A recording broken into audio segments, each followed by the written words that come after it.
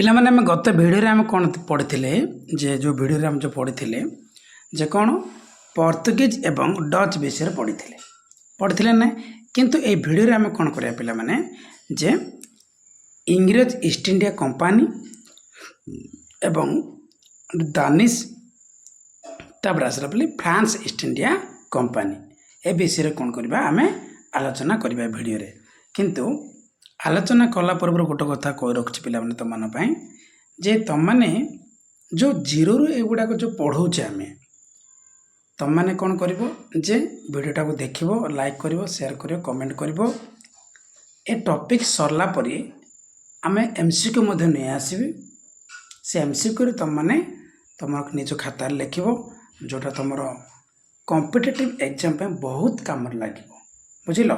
चलो क्लास टाक आम आरंभ करवा। इंग्रेज ईस्ट इंडिया कंपनी कौन पिला माने इंग्रेज East India Company English East India Company समस्त वैदेशिक शक्ति परी इंग्रेज मानकर मध्य भारतीय वाणिज्य व्यवसाय उपरे लालसा जात होइथिला। मन रखे पिली जे वैदेशिक शक्ति अन्य जो वैदेशिक शक्ति थिले सेमानक परि मध्य कौन इंग्रेज मानकर मध्य भारतीय वाणिज्य माने भारत जो वाणिज्य व्यवसाय चलता से वाणिज्य व्यवसाय पर से कौन होता लालसा जात होता से कौन लोभ पड़ा क्या उपरे कौन भारतीय वाणिज्य व्यवसाय उपरे कौ मानकर ब्रिटिश कार ब्रिटिश से मैंने एठाकार वाणिज्य व्यवसाय किपरि अख्तियार करें से व्यग्र हो उठिते। मन रखी पिली जो ब्रिटिशर माने थिले जो ब्रिटिश थिला से कौन करने को चाहिए भारतर जो वाणिज्य व्यवसाय किपरि भाव में अख्तियार करिवो किपरि भाव में से निज अधीन को नेब से उद्देश्य से कौन थिला बोली व्यग्र हो उठिला माने से इच्छा करिथिला जल्दी जानिया चाहू थिला। भारतर आमदानी होउथिबा रेशम सुना मोती औषध गरम मसला पर्सलिन मूल्यवान शौखीन द्रव्य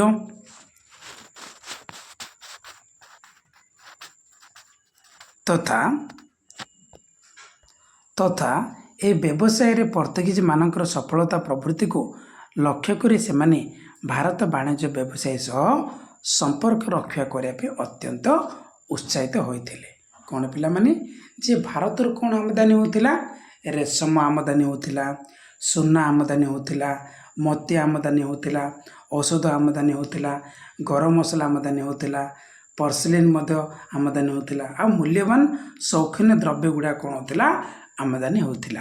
हेले ए प्रकार जो व्यवसाय को माने करथिले पोर्तुगीज माने को माने पोर्तुगीज मानकर सफलता जो प्रकार भाव में चलीथिला सेही सफलता को लक्ष्य करी से माने कौन करथिले भारत वाणिज्य व्यवसाय पाई बा भारतीय वाणिज्य सह संपर्क रक्षा करने अत्यंत उत्साह होते को माने ब्रिटिशर माने इंग्लैंड बुझिला ना इंग्लिश इंग्लिश कौन चाहिए जिते बड़े पोर्तुगीज कौन होगा सफलता पाइला कौ क्षेत्र में वाणिज्य व्यवसाय क्षेत्र में बुझिला ना किए सफलता पाइला पोर्तुगीज पोर्तुगीज माने जिते बड़े वाणिज्य क्षेत्र में सफलता पाइले सेते बड़े ये कौन करथिला चिंता करथिला भारत सहित वाणिज्य संपर्क रक्षा करने उत्साही थिला। तेणु इंग्लैंड रे ये वाणिज्य व्यवसाय को एक नूतन रूपरेख दे से माने 1599 मसीह एक कंपनी स्थापन करथिले। मन रखे पिले जे इंग्लैंड रे ये वाणिज्य व्यवसाय को एक नूतन रूपरेख दे से माने कौन करथिले 1599 मसीह एक कंपनी स्थापन करथिले जहाँकि मर्चेंट एडवेंचर्स मन रखे पिले मर्चेंट एडवेंचर्स वो परवर्ती समय ईस्ट इंडिया कंपनी भाव में ख्याति लाभ करथिला। प्रथम कौन थिला मर्चेंट एडवेंचर्स थिला कौन कहले पिला माने प्रथम कौन थिला मर्चेंट एडवेंचर्स थिला किंतु परवर्ती समय रे या कौन बोली कहगला ईस्ट इंडिया कंपनी बोली कहगला। से माने एक नूतन रूपरेख दे से माने कौन करथिले 1599 मसीह एक कंपनी स्थापन करथिले ଯାହାକୁ କ'ଣ କୁହାଯାଉଥିଲା ମର୍ଚାଣ୍ଟ ଆଡଭେଞ୍ଚର୍ସ ବୋଲି କୁହାଯାଉଥିଲା। କ'ଣ ବୋଲି କୁହାଯାଉଥିଲା ମର୍ଚାଣ୍ଟ ଆଡଭେଞ୍ଚର୍ସ ବୋଲି କୁହାଯାଉଥିଲା। କିନ୍ତୁ ପରବର୍ତ୍ତୀ ସମୟରେ ଏହାକୁ କ'ଣ ବୋଲି କୁହାଗଲା ଇଷ୍ଟ ଇଣ୍ଡିଆ କମ୍ପାନୀ ବୋଲି କୁହାଗଲା। କ'ଣ ବୋଲି କୁହାଗଲା ଇଷ୍ଟ ଇଣ୍ଡିଆ କମ୍ପାନୀ। ଏହାପରେ ଇଂଲଣ୍ଡର ରାଣୀ ଏଲିଜାବେଥଙ୍କ ଠାରୁ 1600 ମସିହା ଡିସେମ୍ବର 31 ତାରିଖ ଦିନ ଏହି କମ୍ପାନୀ ଭାରତରେ ବାଣିଜ୍ୟ ବ୍ୟବସାୟ କରିବା ପାଇଁ ଏକ ବିଶେଷ ଅଧିକାରଯୁକ୍ତ ସନଦ ପ୍ରାପ୍ତ ହୋଇଥିଲା। ମନେ ରଖିବା ପିଲି କାହାଠାରୁ ରାଣୀ ଏଲିଜାବେଥଙ୍କ ଠାରୁ। କିନ୍ତୁ ସ୍ଥାପନ ହୋଇଥିଲା କେବେ ମର୍ଚାଣ୍ଟ ଆଡଭେଞ୍ଚର୍ସଟା 1599। କେବେ 1599। କିନ୍ତୁ ଏଲିଜାବେଥଙ୍କ ଠାରୁ 1600 ମସିହା ଡିସେମ୍ବର 31 ତାରିଖ ଦିନ ଏହି କମ୍ପାନୀ ଭାରତରେ ବାଣିଜ୍ୟ ବ୍ୟବସାୟ କରିବା ପାଇଁ ଏକ ବିଶେଷ ଅଧିକାରଯୁକ୍ତ ସନଦ ପ୍ରାପ୍ତ ହୋଇଥିଲା। ତେଣୁ ପ୍ରଥମ କରି ଏହି ସନଦ ଅନୁସାରେ ଭାରତର ସୁରଟ ଠାରେ ଏକ କାରଖାନା ପ୍ରତିଷ୍ଠା ପାଇଁ 1608 ମସିହାରେ ନିଷ୍ପତ୍ତି ନେଇଥିଲେ। ମନେ ରଖିବା ପିଲି ପ୍ରଥମ କରି କ'ଣ ହେଇଥିଲା ଯେ ପ୍ରଥମ କରି ଯେଉଁ ସନଦ ଥିଲା, ଯେଉଁ ସନଦ ଅଧିକାରଯୁକ୍ତ ସନଦ ଯେଉଁ ପ୍ରାପ୍ତ କରିଥିଲେ କେଉଁମାନେ ବ୍ରିଟିଶର ମାନେ ଇଂଲଣ୍ଡ, ସେ କ'ଣ କଲା ଭାରତର ସୁରଟ ଠାରେ କ'ଣ ପିଲି ସୁରଟ ଠାରେ ଏକ କାରଖାନା ପ୍ରତିଷ୍ଠା ପାଇଁ 1608 ମସିହାରେ ନିଷ୍ପତ୍ତି ନେଇଥିଲା। ମନେ ରଖିବା ପିଲି କେତେ ମସିହାରେ 1608 ମସିହାରେ କେଉଁଠି ଭାରତରେ କ୍ୟାପ୍ଟେନ୍ ଜନ୍ ହକିନ୍ସ ଏହି ସମୟରେ ଇଂଲଣ୍ଡ ତରଫରୁ ଦୂତ ଭାବରେ 1609 ମସିହାରେ ଭାରତର ତତ୍କାଳୀନ ମୋଗଲ ସମ୍ରାଟ ଜାହାଙ୍ଗୀରଙ୍କ ଦରବାରକୁ ଭାରତର ବାଣିଜ୍ୟ ବ୍ୟବସାୟ କରିବା ପାଇଁ ଅନୁମତି ପାଇଁ ଆଗମନ କରିଥିଲେ। ମନେ ରଖିବା ପିଲି ପୁଣି ଆଉ ଥରେ ରିକାଲ କରିଦେଉଛି କ'ଣ ଯେ ଯେଉଁ ସନଦ ଥିଲା ସେଇ ସନଦ ଅନୁସାରେ କ'ଣ ଭାରତର ସୁରଟ ଠାରେ କ'ଣ କରିଥିଲେ ଏକ କାରଖାନା ପ୍ରତିଷ୍ଠା ପାଇଁ 1608 ମସିହାରେ ନିଷ୍ପତ୍ତି ନେଇଥିଲେ। କିନ୍ତୁ ସେତେବେଳେ କ'ଣ ହେଇଥିଲା କ୍ୟାପ୍ଟେନ୍ ଜନ୍ ହକିନ୍ସ, ମନେ ରଖିବା ପିଲି କିଏ କ୍ୟାପ୍ଟେନ୍ ଜନ୍ ହକିନ୍ସ ଇଂଲଣ୍ଡ ତରଫରୁ ଦୂତ ଭାବରେ କ'ଣ ହେଇଥିଲେ ପିଲି 1609 ମସିହାରେ ଭାରତର ତତ୍କାଳୀନ ସମ୍ରାଟ କିଏ ଥିଲେ ମୋଗଲ ସମ୍ରାଟ ଜାହାଙ୍ଗୀର। ମନେ ରଖିବା ପିଲି ଜନ୍ ହକିନ୍ସ ଯେତେବେଳେ ଭାରତକୁ ଆସିଥିଲେ 1609 ମସିହାରେ ସେତେବେଳେ ସମ୍ରାଟ କିଏ ଥିଲେ ଜାହାଙ୍ଗୀର। ହେଲା, କିଏ ଥିଲେ ଜାହାଙ୍ଗୀରଙ୍କ ଦରବାରକୁ ଭାରତରେ ବାଣିଜ୍ୟ ବ୍ୟବସାୟ କରିବା ପାଇଁ ଅନୁମତି ପାଇଁ ଆଗମନ କରିଥିଲେ କିଏ ଜନ୍ ହକିନ୍ସ।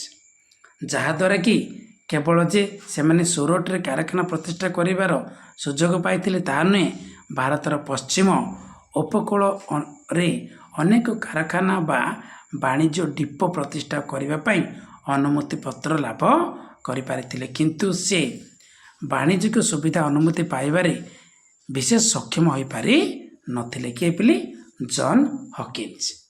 ପୁଣି ହାତରେ ରିକାଲ କରିଦେଉଛି କ'ଣ ପିଲାମାନେ ଯେ ଯାହାଦ୍ୱାରା କି କେବଳ ଯେ ସେମାନେ ସୁରଟରେ କାରଖାନା ପ୍ରତିଷ୍ଠା କରିବାର ସୁଯୋଗ ପାଇଥିଲେ ତାହା ନୁହେଁ, ଭାରତର ପଶ୍ଚିମ ଉପକୂଳରେ ଅନେକ କାରଖାନା ବା ବାଣିଜ୍ୟ ଡିପୋ ପ୍ରତିଷ୍ଠା କରିବା ପାଇଁ ଅନୁମତି ପତ୍ର ଲାଭ କରିପାରିଥିଲେ। କିନ୍ତୁ ସେ ବାଣିଜ୍ୟିକ ସୁବିଧା ଅନୁମତି ପାଇବାରେ ବିଶେଷ ସକ୍ଷମ ହୋଇପାରି ନଥିଲେ। କିଏ ଜନ୍ ହକିନ୍ସ।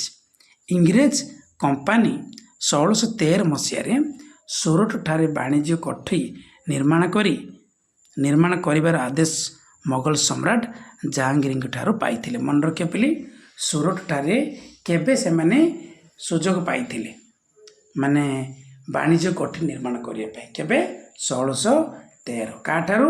ମୋଗଲ ସମ୍ରାଟ ଜାହାଙ୍ଗୀରଙ୍କ ଠାରୁ। କ'ଣ ପିଲାମାନେ ମୋଗଲ ସମ୍ରାଟ କ'ଣ ଜାହାଙ୍ଗୀରଙ୍କ ଠାରୁ କ'ଣ ପାଇଥିଲେ? ସୁଯୋଗ ପାଇଥିଲେ। ତେଣୁ ଇଂରେଜ କମ୍ପାନୀ ଭାରତରେ ନିଜର ବାଣିଜ୍ୟ ବ୍ୟବସାୟ ସେହି ଦିନଠାରୁ ଆରମ୍ଭ କରିଥିଲା। ମନେ ରଖିବା ପିଲି ଜାହାଙ୍ଗୀରଙ୍କ ଠାରୁ ଯେତେବେଳେ କ'ଣ ଏ ସୁଯୋଗ ପାଇଥିଲେ, ଏ ସୁବିଧା ପାଇଥିଲେ, ସେହି ଦିନଠାରୁ କ'ଣ ଇଂରେଜ କମ୍ପାନୀ ଭାରତରେ ନିଜର ବାଣିଜ୍ୟ ବ୍ୟବସାୟ ଆରମ୍ଭ କରିଥିଲା ବୋଲି କୁହାଯାଇଛି। ଇଂଲଣ୍ଡର ରାଜା ଜେମ୍ସ ପ୍ରଥମ, ମନେ ରଖିବା ପିଲି କିଏ?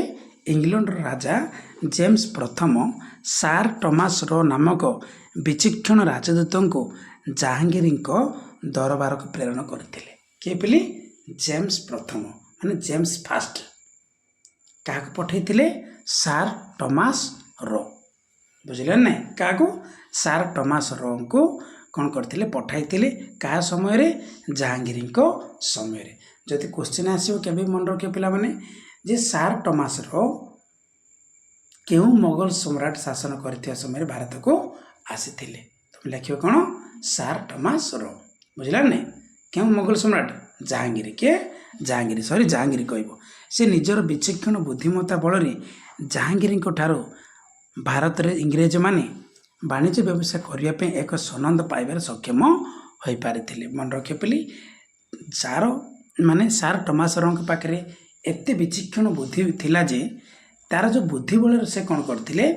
ଜାହାଙ୍ଗୀରଙ୍କ ଠାରୁ ଭାରତରେ ଇଂରେଜମାନେ ବାଣିଜ୍ୟ ବ୍ୟବସାୟ କରିବା ପାଇଁ ଏକ ସନନ୍ଦ ପାଇବାରେ ସକ୍ଷମ ହୋଇପାରିଥିଲେ। କାହାର ବୁଦ୍ଧିମତ୍ତା ବଳରେ? ସାର୍ ଟମାସ ରଙ୍କ। କାହାର? ସାର୍ ଟମାସ ରଙ୍କ ବୁଦ୍ଧିମତ୍ତା ବଳରେ ସେ ସୁଯୋଗଟା ପାଇଥିଲେ। ସେ 1619 ମସିହାରେ ଭାରତରୁ ସ୍ୱଦେଶକୁ ପ୍ରତ୍ୟାବର୍ତ୍ତନ କରିଥିଲେ। ମନେ ରଖିବ ପିଲି କେବେ ସେ ଭାରତରୁ ପ୍ରତ୍ୟାବର୍ତ୍ତନ କରିଥିଲେ? 1619। କିଏ? ସାର୍ ଟମାସ ର। ସେହି ସମୟ ବେଳକୁ ଆଗ୍ରା, ଅହମ୍ମଦାବାଦ, ସୁରଟ, ବ୍ରଜ, ବେସିନ ପ୍ରଭୃତି ସ୍ଥାନ ଗୁଡ଼ିକରେ ବାଣିଜ୍ୟ କୋଠିମାନ ସ୍ଥାପନ କରିବାରେ ଇଂରେଜମାନେ ସଫଳତା ଲାଭ କରିପାରିଥିଲେ। ଦେଖ ପିଲି ବୁଝିଲ? Actually British East India company କେଉଁ ଉଦ୍ଦେଶ୍ୟରେ ଭାରତକୁ ଆସିଥିଲା? କେବଳ ପିଲି ବାଣିଜ୍ୟ କରିବା ଉଦ୍ଦେଶ୍ୟରେ। ବୁଝିଲା ନାହିଁ? କେଉଁ ଉଦ୍ଦେଶ୍ୟରେ? କେବଳ ବାଣିଜ୍ୟ କରିବା ଉଦ୍ଦେଶ୍ୟରେ। କିନ୍ତୁ ଏମିତି ପ୍ରକାର ସେ କଲା କିଏ?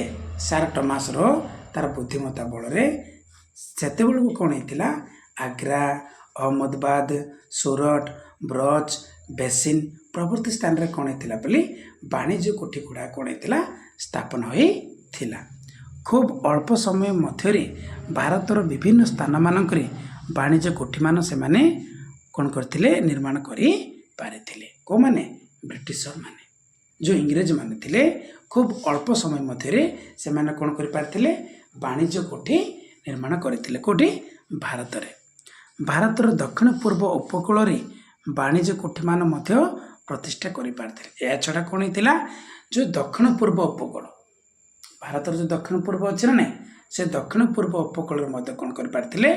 ବାଣିଜ୍ୟ କୋଠିମାନ ମଧ୍ୟ ପ୍ରତିଷ୍ଠା କରିଥିଲେ। ଦେଶୀୟ ରାଜାମାନଙ୍କ ଠାରୁ ଚତୁରତାର ସହିତ ବାଣିଜ୍ୟ କାରବାରର ଅନୁମତି ସେମାନେ ହାସଲ ମଧ୍ୟ କରିପାରିଥିଲେ। ଯେଉଁ ଦେଶୀୟ ରାଜାମାନେ ଥିଲେ ସେ ଦେଶୀୟ ରାଜାମାନଙ୍କ ଠାରୁ ମଧ୍ୟ ସେମାନେ କ'ଣ କରିଥିଲେ? ପୁରା ଚାଲାକ, ପୁରା ଚତୁରତାର କ'ଣ କରିଥିଲେ? ସହିତ ବାଣିଜ୍ୟ କାରବାରରେ ଅନୁମତି ମଧ୍ୟ ପାଇଥିଲେ। କେଉଁମାନେ? ଇଂରେଜମାନେ। କେଉଁମାନେ? ଇଂରେଜ। ସେଥିପାଇଁ ଗୋଲକୋଣ୍ଡା, ମନେ ରଖିବ ବୋଲି, ଗୋଲକୋଣ୍ଡା ରାଜ୍ୟର ମୁଖ୍ୟ ପୋତାଶ୍ରୟ ମଛଲିପଟ୍ଟନମ। ମନେ ରଖିବ ବୋଲି ଗୋଲକୋଣ୍ଡାର ଯେଉଁ କ'ଣ ଥିଲା? ମୁଖ୍ୟ ଯେଉଁ ପୋତାଶ୍ରୟ ଥିଲା ସେ ପୋତାଶ୍ରୟ କ'ଣ ଥିଲା ବୋଲି? ମଛଲିପଟ୍ଟନମ। କ'ଣ? ମଛଲିପଟ୍ଟନମ। ବମ୍ବେ, ବଙ୍ଗର ସୂତାନଟି ଓ ଓଡ଼ିଶାର ବାଲେଶ୍ୱର ଓ ହରିହରପୁରଠାରେ ମଧ୍ୟ ବାଣିଜ୍ୟ କୋଠି ସ୍ଥାପନ କରିଥିଲେ। ମନେ ରଖିବ ବୋଲି କେଉଁଠି? ଗୋଲକୋଣ୍ଡା ରାଜ୍ୟର ମୁଖ୍ୟ ପୋତାଶ୍ରୟ କେଉଁଠି? ମଛଲିପଟ୍ଟନମ। ଆଉ କେଉଁଠି ପିଲି? ବମ୍ବେ। ଆଉ କେଉଁଠି? ବଙ୍ଗର ସୂତାନଟି, ଓଡ଼ିଶାର କେଉଁଠି? ବାଲେଶ୍ୱର ଓ ହରିହରପୁରଠାରେ ମଧ୍ୟ ବାଣିଜ୍ୟ କୋଠି ସ୍ଥାପନ କରିଥିଲେ। 1639 ମସିହାରେ ଫ୍ରାନ୍ସିସ୍ ଡ୍ରେକ୍ ନାମକ ଜଣେ ଇଂରେଜ ବଣିକ ଚନ୍ଦ୍ରଗିରି ରାଜାଙ୍କ ଠାରୁ, ମନେ ରଖିବ ପିଲି 1639 ମସିହାରେ ଫ୍ରାନ୍ସିସ୍ ଡ୍ରେକ୍ ଜଣେ କ'ଣ ଥିଲେ? ଇଂରେଜ ବଣିକ। ମାନେ ସେ ଗୋଟେ କ'ଣ ଥିଲେ? ବଣିକ ଥିଲେ, ବ୍ୟବସାୟୀ ଥିଲେ। ସେ କ'ଣ କରିଥିଲେ? ଚନ୍ଦ୍ରଗିରି ରାଜାଙ୍କ ଠାରୁ ଉପକୂଳ ଅଞ୍ଚଳରେ ନିଜର ବାଣିଜ୍ୟ ବ୍ୟବସାୟ କରିବା ପାଇଁ ଖଣ୍ଡେ ଜମିପଟା ପାଇଥିଲେ। ମନେ ରଖିବ ପିଲି କିଏ? Francis Drake. ଏଗୁଡ଼ାକ ପିଲି ଯଦି MCQରେ ଆସିବ, ଯଦି ପାଠ ଯଦି ତୁମେ ଜିରୋରୁ ପଢ଼ିନ ବାଇଆ ହେଇଯିବ। ବୁଝିଲା ନାହିଁ? ଯଦି ତୁମେ ବେସିକ୍ ଯଦି ପଢ଼ିଛ ବହୁତ କିଛି ତୁମମାନେ ଜାଣିପାରିବ। ବୁଝିଲ? ଏଇଟା ତ ଓଡ଼ିଆ ମିଡ଼ିୟମ୍, ପୁଣି ଇଂଲିଶ ମିଡ଼ିୟମ୍ ମଧ୍ୟ ଆମେ ପଢ଼ିବା। एनसीईआरटी बुक मध्य चेष्टा करवा जोटा मैप माध्यम से बहुत जिनस बुझल कौन कही फ्रांसिस ड्रेक नामक जन इंग्रेज बणिक जो आसी कौ राजा चंद्रगिरी राजा कौन खंडे जमी पट्टा पाई कौन करने वाणिज्य व्यवसाय करने किए फ्रांसिस ड्रेक परवर्ती समय से ही स्थान से एक दुर्ग और वाणिज्य कोठी निर्माण करिबारे सक्षम होइथिले एवं एहिठारे ही दुर्गटी सेंट जॉर्ज दुर्ग फोर्ट सेंट जॉर्ज नाम रे नामित होइथिला मन रखे पिली जो आम कौन कहूचे फोर्ट सेंट जॉर्ज बोली कहूचे नहीं सेटा को ही कौन करथिला पिली जे नामित करा जाइथिला पुणी तो रिकल कर दूची देखो माने जो जमीटा मागिथिला जमी पट्टा मागिला जो जमी पट्टा पाइथिला काठारु चंद्रगिरी राजांको ठारो किए फ्रांसिस ड्रेक किए पिला माने फ्रांसिस ड्रेक हेले पाइला पर से कौन करथिले एक दुर्ग वो वाणिज्य कोठी कौन करथिले निर्माण करथिले किंतु सेठारे कौन करथिले से दुर्गटी केउ नाम रे परिचित होइथिला सेंट जॉर्ज दुर्ग को दुर्ग सेंट जॉर्ज दुर्ग जाको इंग्राजी कौन कह फोर्ट सेंट जॉर्ज कौन बोले कह फोर्ट सेंट जॉर्ज यही स्थान और तार चतुर्पार्श्वर थिबा स्थान को मिश्रण करी परवर्ती समय रे मांद्रा सहर गढ़ी उठी मन रखे पेली यही स्थान और तार चतुष्पार्श्वर कार कौन सेंट जॉर्ज दुर्ग अच्छे ना फोर्ट सेंट जॉर्ज अच्छे ना नहीं तार जो चारि पाखरे थिबा स्थान को मिश्रण करी बुझला ना कौन कहली जो फोर्ट सेंट जॉर्ज थिला तार चारि पाखरे थिबा स्थान को मिश्रण करी परवर्ती समय रे कौन गढ़ी उठिथिला मांद्राज सहर कौन होता गढ़ी उठी थिला मन रखियो कौ सहर पिला माने मांद्राज सहर कौ सहर मांद्राज तापर देखिबा से एक पैराग्राफ इंग्लैंड राजा द्वितीय चार्ल्स मन रखियो पिली किए इंग्लैंड राजा द्वितीय चार्ल्स 1661 मसीह पोर्तुगाल राजकन्या कैथेराइन को विवाह करथिले मन रखियो पिली इंग्लैंड जे कि राजा थिले तांका नाम कौन थिला द्वितीय चार्ल्स इंग्राजी पढ़ले तुम केमती पढ़ो चार्ल्स सेकेंड बोली पढ़ो बुझला ने कौन 1661 मसीह पोर्तुगाल राजकन्या किए थिले कैथेराइन के कैथेराइन पोर्तुगाल जे राजकन्या थिले कैथेराइन कौन करथिले से मैरिज करथिले सेथिपाई पोर्तुगीज अधिकृत बॉम्बे वाणिज्य प्रतिष्ठान को पोर्तुगाल राजा निजर कन्या सहित बॉम्बे को यौतुक भाव प्रदान करथिले देख पिली कौन जे सेथिपाई जेतेबेले से मैरिज करथिले कि चार्ल्स सेकेंड काको कैथेराइन को जेतेबेले मैरिज करथिले कौन करथिले पिली पोर्तुगीज अधिकृत माने पोर्तुगीज द्वारा कौन अधिकृत होइथिला बॉम्बे से बॉम्बे जोड़ा थिला वाणिज्य प्रतिष्ठान थिला हेले पोर्तुगाल रो जे कि राजा थिले तार झियो बा कन्या बुझला ने कन्या सहित बॉम्बे को यौतुक भाव प्रदान करथिले काको द्वितीय चार्ल्स काको द्वितीय चार्ल्स 1668 मसीह वार्षिक 10 पाउंड विनिमय बॉम्बे को ईस्ट इंडिया कंपनी को बिक्री कर देइथिला जाफल कंपनी सेठारे वाणिज्य कोठी और दुर्ग निर्माण करिबार सक्षम होइथिला मन रखिए पेली किए द्वितीय चार्ल्स कौन करथिले तांकर जे कि ससुर थिले कार द्वितीय चार्ल्संकर जे ससुर थिले पोर्तुगाल जे कि राजा तांको देइथिले बॉम्बे को कौन कर को हिसाब रे यौतुक हिसाब रे किंतु से कौन करथिले वार्षिक 10 पाउंड विनिमय रे केते पाउंड 10 पाउंड विनिमय रे बॉम्बे को कौन करथिले ईस्ट इंडिया कंपनी को बिक्री कर देइथिले के द्वितीय चार्ल्स जा फल रे कंपनी सेठारे कौन करथिला वाणिज्य कोठी और दुर्ग निर्माण करिबारे कौन हिथिला पले सक्षम होई पारि थिला एहा परवर्ती समय रे विख्यात वाणिज्य व्यवसाय केंद्र भाव में प्रतिष्ठा लाभ करथिला मन रखे पिली जो प्रकार भाव से बिक्री करदेले क्या बिक्री करदेले ईस्ट इंडिया कंपनी को ସେଇଟା କ'ଣ ହେଇଗଲା ପରବର୍ତ୍ତୀ ସମୟରେ ଗୋଟେ ମାନେ ବିଖ୍ୟାତ ବାଣିଜ୍ୟ ବ୍ୟବସାୟ କେନ୍ଦ୍ର ଭାବରେ ପ୍ରତିଷ୍ଠା ଲାଭ କରିଥିଲା। ତାପରେ ଦେଖିବା ନେକ୍ସଟ କ'ଣ ଦେଇଛି ଦେଖିବା। ଜବ୍ ଚାର୍ନକ ନାମକ ଜଣେ ଇଂରେଜ ବଣିକ 1690 ମସିହାରେ ବଙ୍ଗ ପ୍ରଦେଶରେ ସୁତାନଟି ନାମକ ଏକ ସ୍ଥାନରେ ଏକ ବାଣିଜ୍ୟ କୋଠି ନିର୍ମାଣ କରିଥିଲେ। କିଏ ପିଲି? ଜବ୍ ଚାର୍ନକ। କିଏ? ଜବ୍ ଚାର୍ନକ କ'ଣ କରିଥିଲେ? କ'ଣ ଜଣେ ଇଂରେଜ ବଣିକ 1690 ମସିହାରେ ବଙ୍ଗ ପ୍ରଦେଶରେ ସୁତାନଟି ନାମକ ଏକ ସ୍ଥାନରେ ବାଣିଜ୍ୟ କୋଠି ନିର୍ମାଣ କରିଥିଲେ। ପରବର୍ତ୍ତୀ ସମୟରେ ସେଠାରେ 3ଗୋଟି ଗ୍ରାମ ଯଥା ସୁତାନଟି, କଲିକତା, ଗୋବିନ୍ଦପୁର ପ୍ରଭୃତି ନେଇ କଲିକତା ସହର ଗଢ଼ି ଉଠିଥିଲା। ମନେ ରଖିବ ପିଲି, କ'ଣ କହିଲି? ଯେଉଁ ସୁତାନଟି ନାମକ ଯେଉଁ ସ୍ଥାନଟା ଥିଲା ବାଣିଜ୍ୟ କୋଠି ନିର୍ମାଣ କରାଯାଇଥିଲା, କିନ୍ତୁ ସେଠି କ'ଣ ହେଇଥିଲା ପରବର୍ତ୍ତୀ ସମୟରେ ସେଟା କ'ଣ ହେଇଥିଲା? 3ଗୋଟି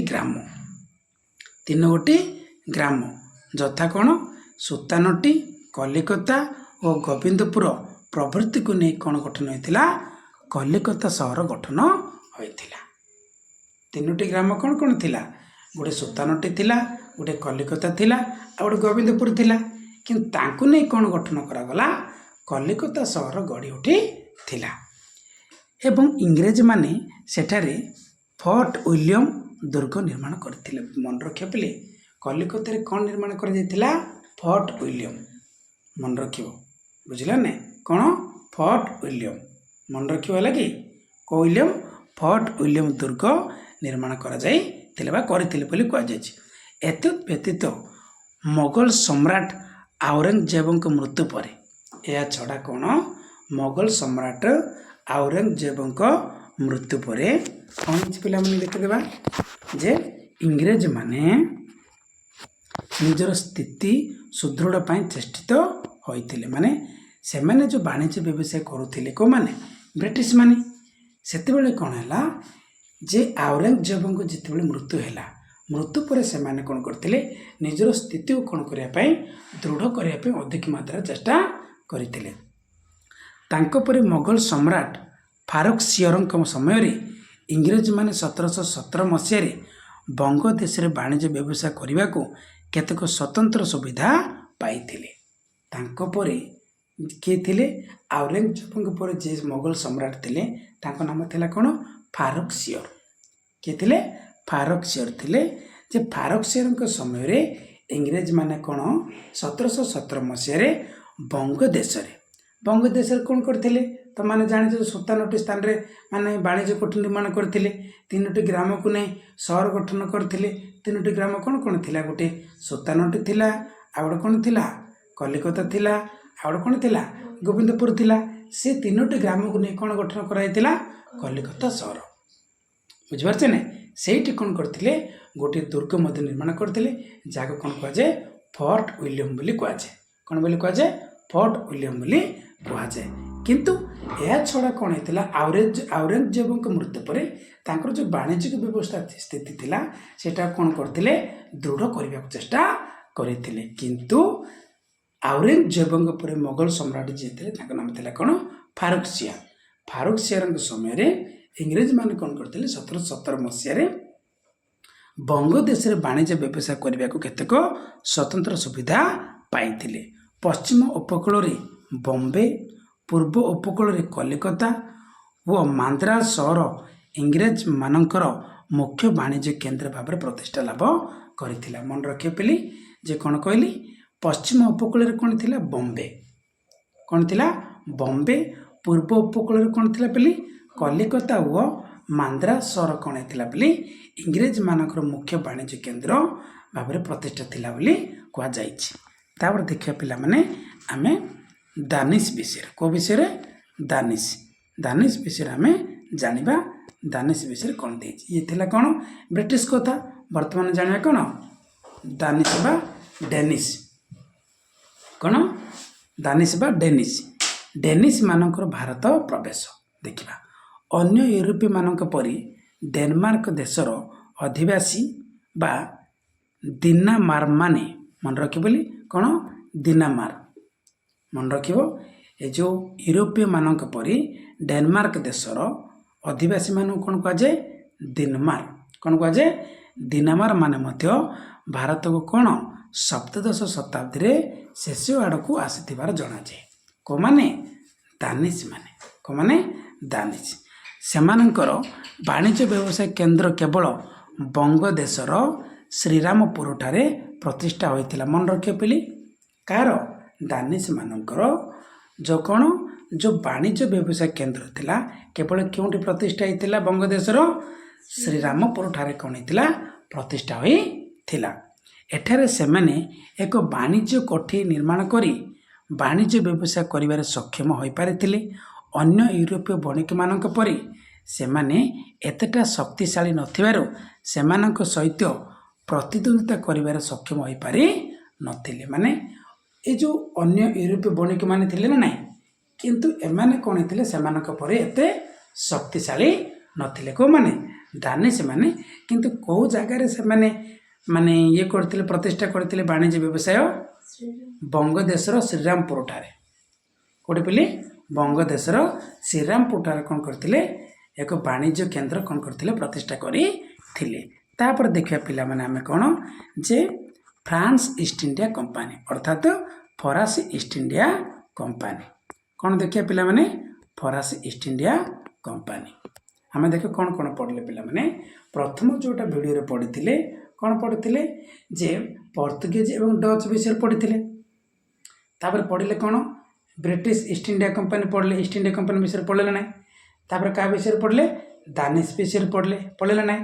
ବର୍ତ୍ତମାନ ପଢ଼ିବା କ'ଣ ଫରାସୀ ଇଷ୍ଟ ଇଣ୍ଡିଆ କମ୍ପାନୀ। କେଉଁ କମ୍ପାନୀ ପିଲାମାନେ ଫରାସୀ ଇଷ୍ଟ ଇଣ୍ଡିଆ କମ୍ପାନୀ ମାନେ ଫ୍ରେଞ୍ଚ ଇଷ୍ଟ ଇଣ୍ଡିଆ କମ୍ପାନୀ। କ'ଣ ଦେଇଛି ଦେଖିବା। ଫ୍ରାନ୍ସର ବଣିକମାନେ ମଧ୍ୟ ଅନ୍ୟ ବୈଦେଶିକ ବଣିକଙ୍କ ପରି ଭାରତ ସହିତ ବାଣିଜ୍ୟ କରିବା ପାଇଁ ଲାଳାୟିତ ହୋଇଥିଲେ। କେଉଁମାନେ ଫ୍ରାନ୍ସର ଯେଉଁ ବଣିକମାନେ ଥିଲେ ବୁଝିଲା ନାହିଁ।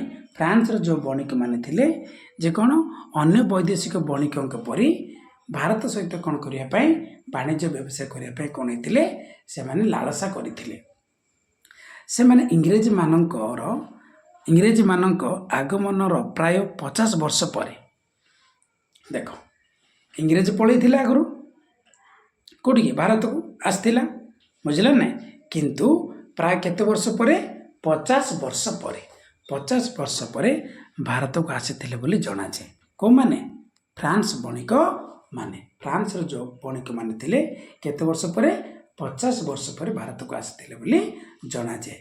ଭାରତରେ ଏକ ଦୃଢ଼ ଓ ଦୀର୍ଘସ୍ଥାୟୀ ବାଣିଜ୍ୟ ବ୍ୟବସାୟ ଦ୍ୱାରା ସେମାନେ ଉନ୍ନତି ଲାଭ କରିପାରିବେ ବୋଲି ଆଶା ପୋଷଣ କରିଥିଲେ। କେଉଁମାନେ ଫ୍ରାନ୍ସର ବଣିକମାନେ କ'ଣ ଆଶା କରିଥିଲେ କ'ଣ ଏକ ଦୃଢ଼ ଓ ଦୀର୍ଘସ୍ଥାୟୀ ବାଣିଜ୍ୟ ବ୍ୟବସାୟ ଦ୍ୱାରା ସେମାନେ ଉନ୍ନତି ଲାଭ କରିପାରିବେ ବୋଲି ସେମାନେ ଆଶା କରିଥିଲେ। ସେଥି ନିମନ୍ତେ ସେମାନେ ନିଜର ସ୍ଥିତି ଭାରତରେ ଦୃଢ଼ କରିବା ପାଇଁ ମନ ବଳାଇଥିଲେ। କେଉଁମାନେ ଫ୍ରାନ୍ସର ବଣିକମାନେ।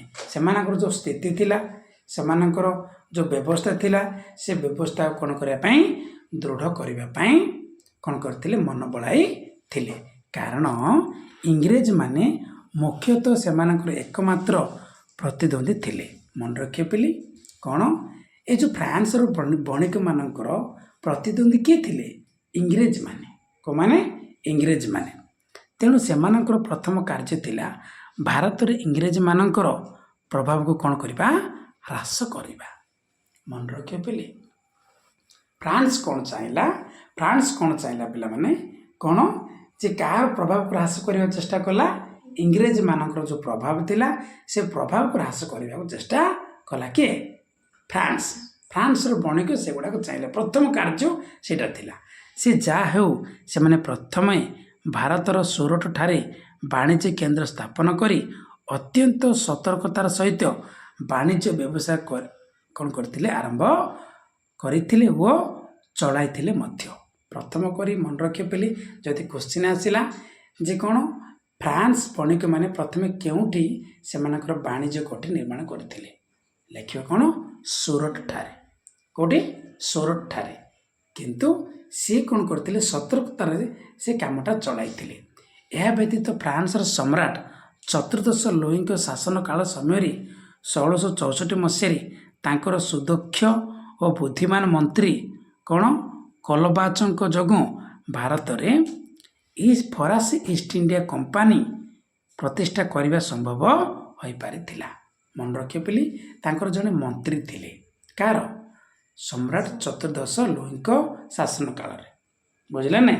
ତୁମେମାନେ ଯେତେବେଳେ ଫ୍ରାନ୍ସ ରେଭଲ୍ୟୁସନ୍ ପଢ଼ିଥିଲ, ଫ୍ରାନ୍ସ ରେଭଲ୍ୟୁସନ୍ ଯଦି ପଢ଼ିବାକୁ ଚାହୁଁଛ ବିଭୂଷାର ଗଜପତି ମାରିକି ୟୁଟ୍ୟୁବରେ ସର୍ଚ୍ଚ କର, ତୁମମାନେ ଆରାମସେ ପାଇପାରିବ। ଫ୍ରାନ୍ସ ରେଭଲ୍ୟୁସନ୍ ମଧ୍ୟ ପଢ଼ିପାରିବ। ଚତୁର୍ଦ୍ଦଶ ଲୋଇ, ପଞ୍ଚଦଶ ଲୋଇ, ଷୋଡ଼ଶ ଲୋଇ ଆରାମସେ ପଢ଼ିବ କେମିତି କ'ଣ ରାଜା ଗୁଡ଼ିକ ଥିଲେ। ବୁଝିଲା ନାହିଁ? ହେଲେ ଯେତେବେଳେ କ'ଣ ହେଉଥିଲା ବୋଲି ମାନେ ଫ୍ରାନ୍ସର ସମ୍ରାଟ ଯିଏ ଥିଲେ ତାଙ୍କ ନାମ ଥିଲା କ'ଣ? ଚତୁର୍ଦ୍ଦଶ ଲୋଇ। ସେତେବେଳେ କ'ଣ କରୁଥିଲେ? ଶାସନ କରୁଥିଲେ। କିନ୍ତୁ 1664 ମସିହାରେ ତାଙ୍କର ଯିଏ ମନ୍ତ୍ରୀ ଥିଲେ ଗୋଟେ ସୁଦକ୍ଷ ମାନେ ଭଲ ମନ୍ତ୍ରୀ ଥିଲେ ଆଉ ବୁଦ୍ଧିମାନ ମଧ୍ୟ ଥିଲେ। ହେଲେ ତାଙ୍କ ସମୟରେ କ'ଣ ହେଇଥିଲା ବୋଲି କଲବାଜ କ'ଣ କଲବାଜଙ୍କ ଯୋଗୁଁ ସେ କ'ଣ କରିଥିଲେ?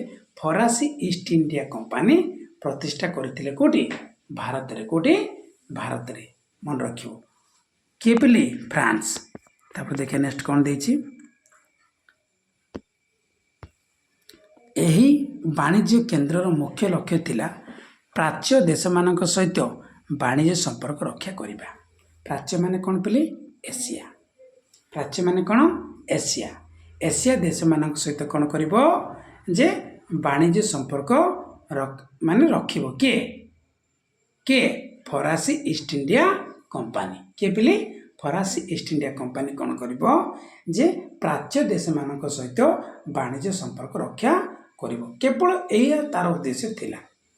ଏଥିନିମନ୍ତେ ଫ୍ରାନ୍ସର ଶାସକ ମଧ୍ୟ ଅନେକ ଉତ୍ସାହ ପ୍ରଦାନ କରିଥିଲେ ଓ ସେମାନଙ୍କୁ ବାଣିଜ୍ୟର ସୁବିଧା ନିମନ୍ତେ ଅନେକ ସୁଯୋଗ ଓ ସାହାଯ୍ୟ ପ୍ରଦାନ କରିଥିଲେ। ପ୍ରଥମେ ଏହାର ବଣିକ ମାନେ ମାଡାଗାସ୍କର ଦ୍ୱୀପରେ, ମନେ ରଖିବେ ବୋଲି କେଉଁ ଦ୍ୱୀପରେ? ମାଡାଗାସ୍କର ଦ୍ୱୀପରେ ଉପନିବେଶ ସ୍ଥାପନ କରିଥିଲେ। ମାତ୍ର ସେମାନେ ଏଥିରେ ସଫଳତା ହାସଲ କରିପାରି ନଥିଲେ। ମନେ ରଖିବେ ବୋଲି ମନେ ରଖିବ। ଗୋଟେ କଥା ତୁମମାନଙ୍କୁ କହୁଛି, ଆମର ଯେଉଁ ଭାରତ ଅଛି ନା ପିଲାମାନେ? ଏ ଭାରତଟି ମାନେ କେଉଁ ଦ୍ୱୀପରେ ଗଢ଼ି ଉଠିଛି ବୋଲି? ଜମ୍ବୁ ଦ୍ୱୀପ। ମନେ ରଖିବ। କେଉଁ ଦ୍ୱୀପ? ଜମ୍ବୁ ଦ୍ୱୀପରେ ଗଢ଼ି ଉଠିଛି। କିନ୍ତୁ ଏ ଯେଉଁ ଫ୍ରାନ୍ସର ଯେଉଁ ବଣିକମାନେ ଥିଲେ ସେମାନେ ପ୍ରଥମେ କ'ଣ କରିଥିଲେ ବୋଲି ମାଡାଗାସ୍କର ଦ୍ୱୀପରେ କ'ଣ କରିଥିଲେ? ଉପନିବେଶ ସ୍ଥାପନ କରିଥିଲେ ପ୍ରଥମେ। ମାତ୍ର ସେମାନେ କ'ଣ କରିଥିଲେ ବୋଲି ସଫଳତା ହାସଲ କରିପାରି ନଥିଲେ। ତେଣୁ ସେମାନେ ଭାରତ ଅଭିମୁଖୀ ବାଣିଜ୍ୟ ବ୍ୟବସାୟ ଉଦ୍ଦେଶ୍ୟରେ 1662 ମସିହାରେ ଫ୍ରାନ୍ସିସ୍ ଓ ଜରଙ୍କ ଅଧୀନରେ ଆସିଥିଲେ। ମନେ ରଖିବେ ବୋଲି କାହାର ଅଧୀନରେ? 1662ରେ କ'ଣ? ଫ୍ରାନ୍ସିସ୍ ଓ ଜରଙ୍କ ଅଧୀନରେ ଆସିଥିଲେ। ଭାରତ ଅଭିମୁଖୀ ବାଣିଜ୍ୟ ବ୍ୟବସାୟ କରିବା ଉଦ୍ଦେଶ୍ୟରେ 1662 ମସିହାରେ କାହା ଅଧୀନରେ ଆସିଥିଲେ? ଫ୍ରାନ୍ସିସ୍ ଓ ଜରଙ୍କ ଅଧୀନରେ ଆସିଥିଲେ। ଏହାପରେ 1664 ମସିହା ପଣ୍ଡିଚେରୀ ଠାରେ ଫ୍ରାଙ୍କୋୟା ମାର୍ଟିନ ନାମକ, ମନେ ରଖିବେ ବୋଲି ପଣ୍ଡିଚେରୀ ଠାରେ କିଏ? ଫ୍ରାଙ୍କୋୟା ମାର୍ଟିନ ନାମକ ଜଣେ ଫରାସୀ ବ୍ୟକ୍ତି ଅନେକ ଉପନିବେଶ ସ୍ଥାପନ କରିଥିଲେ। ଦେଖ ବୋଲି କେମିତି କଲୋନୀ ଗୁଡ଼ାକ ପ୍ରତିଷ୍ଠା କରୁଥିଲେ। ମନେ ରଖିବ 1664 ମସିହାରେ କେଉଁଠି? ପଣ୍ଡିଚେରୀ ଠାରେ। କେଉଁଠି? ପଣ୍ଡିଚେରୀ ଠାରେ ଫ୍ରାଙ୍କୋୟା ମାର୍ଟିନ। କିଏ ବୋଲି? ଫ୍ରାଙ୍କୋୟା ମାର୍ଟିନ ନାମକ ଜଣେ ଫରାସୀ ବ୍ୟକ୍ତି ସେ କ'ଣ କରିଥିଲେ? ଏକ ଉପନିବେଶ ସ୍ଥାପନ କରିଥିଲେ। ପରବର୍ତ୍ତୀ ସମୟରେ ଏହି ସ୍ଥାନଟି ଅତ୍ୟନ୍ତ ସମୃଦ୍ଧିଶାଳୀ ହୋଇପାରିଥିଲା ଓ ଖ୍ୟାତି ଲାଭ କରିଥିଲା। ଏହାପରେ ମାର୍ଟିନଙ୍କ ଉତ୍ତରାଧିକାରୀମାନେ କ'ଣ ବୋଲି? ମାର୍ଟିନଙ୍କର ଯେଉଁ ଉତ୍ତରାଧିକାରୀମାନେ ଭାରତୀୟ ରାଜା ଓ ଶାସକମାନଙ୍କର ପ୍ରିୟ ପାତ୍ର ହେବାରେ ସକ୍ଷମ ହୋଇପାରିଥିଲେ। ଫ୍ରାଙ୍କୋୟା ମାର୍ଟିନ ଆସିଥିଲେ, କ'ଣ କରିଥିଲେ? ଉପନିବେଶ ସ୍ଥାପନ କରିଥିଲେ। କେଉଁଠି? ପଣ୍ଡିଚେରୀ ଠାରେ। କିନ୍ତୁ ତାଙ୍କର ଯିଏକି ଉତ୍ତରାଧିକାରୀ ଥିଲେ, ଯେଉଁ ଉତ୍ତରାଧିକାରୀମାନେ ଥିଲେ ସେମାନେ କ'ଣ ହେଇଥିଲେ? ଭାରତୀୟ ରାଜା ଓ ଶାସକମାନଙ୍କର କ'ଣ ହେଇପାରିଥିଲେ ବୋଲି? ପ୍ରିୟ ପାତ୍ର ହୋଇପାରିଥିଲେ। ତାପରେ ଦେଖିବା ନେକ୍ସଟ ପାରାଗ୍ରାଫ କ'ଣ ଦେଇଛି।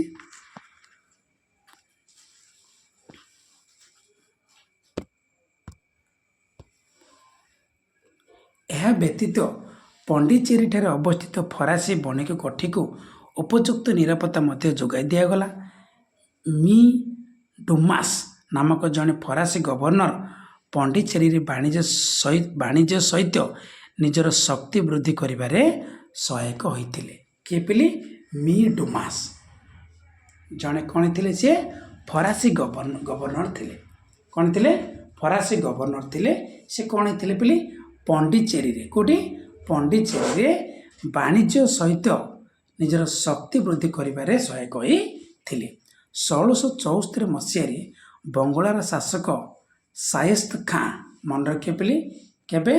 1674 ମସିହାରେ କ'ଣ? ଶାୟସ୍ତ ଖାଁ କେଉଁ ଶାସକ? ବଙ୍ଗଳାର ଶାସକ ଫରାସୀ କମ୍ପାନୀକୁ କେତେକ ଅଞ୍ଚଳ ପ୍ରଦାନ କରିଥିଲେ, ଯେଉଁଠାରେ କି ସେମାନେ ପ୍ରସିଦ୍ଧ ବାଣିଜ୍ୟ କୋଠି ସ୍ଥାପନ କରିଥିଲେ। ମନେ ରଖିବେ ପିଲି, କିଏ? ଶାୟସ୍ତ ଖାଁ କ'ଣ ପ୍ରଦାନ କରିଥିଲେ? କେତେକ ଅଞ୍ଚଳ ପ୍ରଦାନ କରିଥିଲେ। ସେ ଅଞ୍ଚଳ ପ୍ରଦାନ କରିଥିବା ଯୋଗୁଁ କ'ଣ କରିଥିଲେ? ସେମାନେ ବାଣିଜ୍ୟ କୋଠି ଗୁଡ଼ାକ ସ୍ଥାପନ କରିଥିଲେ। 1690 ମସିହାରେ ଏହା ଚନ୍ଦନନଗର ଫ୍ୟାକ୍ଟ୍ରି ନାମରେ ଖ୍ୟାତି ଲାଭ କରିଥିଲା। ମନେ ରଖିବେ ପିଲି, କେଉଁଟା? ଯେଉଁ ଅଞ୍ଚଳ ପ୍ରଦାନ କରିଥିଲେ, କିଏ? ଶାୟସ୍ତ ଖାଁ। କିଏ? ବଙ୍ଗର ଯିଏ ଶାସକ ଥିଲେ ତାଙ୍କ ନାମ ଥିଲା କ'ଣ? ଶାୟସ୍ତ ଖାଁ। ଯେଉଁ ଅଞ୍ଚଳ ପ୍ରଦାନ କରିଥିଲେ, ପରବର୍ତ୍ତୀ ସମୟରେ କ'ଣ ହେଇଥିଲା? 1690 ମସିହାରେ ଏହା ଚନ୍ଦନନଗର ଫ୍ୟାକ୍ଟ୍ରି ନାମରେ ଖ୍ୟାତି ଲାଭ କରିଥିଲା। ପରବର୍ତ୍ତୀ ସମୟରେ କାସିମ ବଜାର ଓ ବାଲେଶ୍ୱର ଠାରେ ମଧ୍ୟ ଫରାସୀ ବାଣିଜ୍ୟ କୋଠି ସ୍ଥାପନ ହୋଇଥିଲା। କେଉଁଠି ପିଲି? କାସିମ ବଜାର ଓ ବାଲେଶ୍ୱର ଠାରେ ମଧ୍ୟ ଫରାସୀ ବାଣିଜ୍ୟ କୋଠିମାନ ସ୍ଥାପନ ହୋଇଥିଲା। ଫରାସୀମାନଙ୍କର ଏହି ଅଭିବୃଦ୍ଧି ଇଂରେଜମାନଙ୍କ ମନରେ ଆଶଙ୍କା ସୃଷ୍ଟି କରିଥିଲା। ଦେଖିଲ ନା, କିଏ ଏମିତି ବଢ଼ି ବଢ଼ି ଚାଲିଥିଲା? ଫରାସୀ। ସେପଟରୁ ଦେଖିଲା କିଏ? ଇଂରେଜ। କିଏ? ଇଂରେଜ ଦେଖିଲା। ଦୁଇ ଜଣଙ୍କ ମଧ୍ୟରେ କ'ଣ ହେବ? ଯେ ମାନେ ଆଶଙ୍କା ସୃଷ୍ଟି ହେଲା। କାହା ମନରେ ଗୋଟେ ଦ୍ୱନ୍ଦ୍ୱ ସୃଷ୍ଟି ହେଇଥିଲା? ଇଂରେଜମାନଙ୍କ ମନରେ। କିନ୍ତୁ ଯୁଦ୍ଧ ତ ସିଓର ହେବ କାହା କାହା ମଧ୍ୟରେ? ଫ୍ରାନ୍ସ ଏବଂ ଇଂଲଣ୍ଡ ମଧ୍ୟରେ ହେବ ନା ନାହିଁ? କ'ଣ ପାଇଁ? ସେ ବି ବାଣିଜ୍ୟ କୋଠି ସ୍ଥାପନ କଲା, ଇଏ ବି ବାଣିଜ୍ୟ କୋଠି ସ୍ଥାପନ କରିଛି। ଦୁଇ ଜଣ ମଧ୍ୟରେ ବାଣିଜ୍ୟ ବ୍ୟବସାୟ ପାଇଁ ପ୍ରତିଦ୍ୱନ୍ଦିତା ହେବ ନା ନାହିଁ? ଫାଇଟିଂ ଦିନେ ନା ଦିନେ ହେବ, ହେଇଛି ମଧ୍ୟ। ତାପରେ ଦେଖିବା, ପରବର୍ତ୍ତୀ ସମୟରେ ଫରାସୀମାନେ ଇଂରେଜମାନଙ୍କର ପ୍ରଧାନ ପ୍ରତିଦ୍ୱନ୍ଦ୍ୱୀ ଭାବରେ ଉଭା ହୋଇଥିଲେ। 1751 ମସିହାରେ ଡୁମାସଙ୍କର ପରବର୍ତ୍ତୀ ଶାସକ ବା ଗଭର୍ଣ୍ଣର ଥିଲେ ଯୋସେଫ ଫ୍ରାଙ୍କୁଏସ୍ ଡୁପ୍ଲେକ୍ସ। ମନେ ରଖିବେ ପିଲି, କ'ଣ କହିଲି? ଯେ କ'ଣ? ଡୁମାସଙ୍କ ପରବର୍ତ୍ତୀ ଶାସକ, ମାନେ ଡୁମାସଙ୍କ ପରେ ଯିଏ ଥିଲେ ଗଭର୍ଣ୍ଣର ଥିଲେ, ତାଙ୍କ ନାମ ଥିଲା କିଏ ପିଲି? 1751 ମସିହାରେ ସିଏ ହୋଇଥିଲେ। ତାଙ୍କ ନାମ ଥିଲା କ'ଣ? Joseph Francois Dupleix. କିଏ ଥିଲେ ପିଲି? Joseph Francois duplex. ସେ କ'ଣ ହେଇଥିଲେ? ଗଭର୍ଣ୍ଣର ହୋଇଥିଲେ। ବୁଝିଲା ନା? କ'ଣ ହେଇଥିଲେ? ଗଭର୍ଣ୍ଣର ହୋଇଥିଲେ। କେଉଁଠି? ପଣ୍ଡିଚେରୀରେ। ବୁଝିଲ କି? ସେ ହେଉଛନ୍ତି ପ୍ରଥମ ୟୁରୋପୀୟ ଯିଏକି ପ୍ରାଚ୍ୟରେ ଏକ ପାଶ୍ଚାତ୍ୟ ସାମ୍ରାଜ୍ୟ ନିର୍ମାଣ କରିବା ପାଇଁ ଅଭିଳାଷ ପୋଷଣ କରିଥିଲେ। ମନେ ରଖିବେ ପିଲେ, ପ୍ରଥମେ କିଏ ଥିଲେ? ଯୋସେଫ ଫ୍ରାଙ୍କୁଏସ୍ ଡୁପ୍ଲେକ୍ସ, ଯିଏକି ଜଣେ ପ୍ରଥମ ୟୁରୋପୀୟ ପ୍ରାଚ୍ୟରେ ଏକ ପାଶ୍ଚାତ୍ୟ ସାମ୍ରାଜ୍ୟ ନିର୍ମାଣ କରିବା ପାଇଁ ଅଭିଳାଷ ପୋଷଣ କରିଥିଲେ। ଦେଖିଲ ନା? ପାଶ୍ଚାତ୍ୟ ମାନେ କ'ଣ? ୟୁରୋପର ନାହିଁ, ୟୁରୋପର ସାମ୍ରାଜ୍ୟ ବିସ୍ତାର କରିବା ପାଇଁ ବା ସାମ୍ରାଜ୍ୟ ନିର୍ମାଣ କରିବା ପାଇଁ ଚେଷ୍ଟା କରିଥିଲେ। କିଏ ପିଲି? ସେ ହେଉଛନ୍ତି କିଏ? ମନେ ରଖିବ, ଯୋସେଫ ଫ୍ରାଙ୍କୁଏସ୍ ଡୁପ୍ଲେକ୍ସ। ଏହି କଥାକୁ ଆଖି ଆଗରେ ରଖି କିଏ ପିଲି? ଐତିହାସିକ ଜେମ୍ସ ମିଲ୍। କ'ଣ? ଐତିହାସିକ ଜେମ୍ସ ମିଲ୍ କହିଛନ୍ତି କ'ଣ? According to famous English historian James Mill, the two important discoveries for conquering India were firstly the weakness of the native armies against European discipline, secondly the facility of imparting discipline to natives in the Europeans' service. Both discoveries were made by the French. କ'ଣ କହିଛନ୍ତି? ଯେ ଅର୍ଥାତ୍ ଭାରତ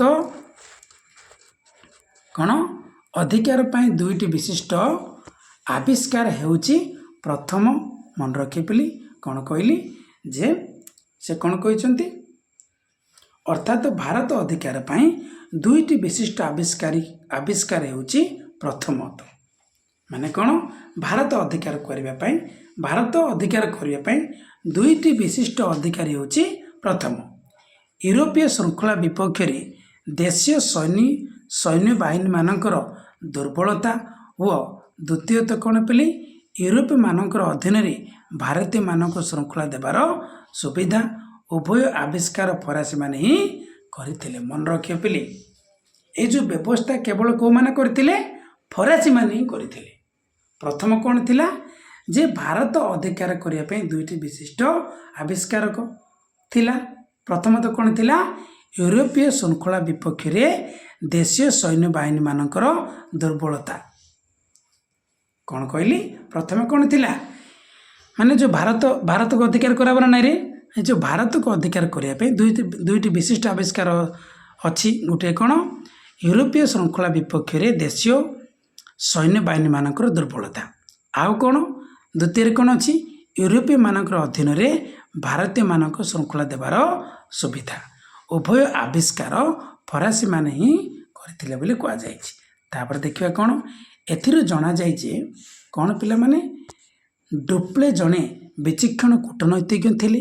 ସେ ଭାରତରେ ଅବସ୍ଥାନ କରିବା ସମୟରେ ଭାରତୀୟ ଶାସକମାନଙ୍କର ଦୁର୍ବଳତାକୁ ଉତ୍ତମ ଭାବେ ଲକ୍ଷ୍ୟ କରିପାରିଥିଲେ। ମାନେ ଭାରତର ଯେଉଁ ଦୁର୍ବଳତା ସୈନ୍ୟମାନେ ଥିଲେ ସେଇ କଥାକୁ ଆଖି ଆଗ ରଖି ସେ କ'ଣ କରିବାକୁ ଚେଷ୍ଟା କଲେ?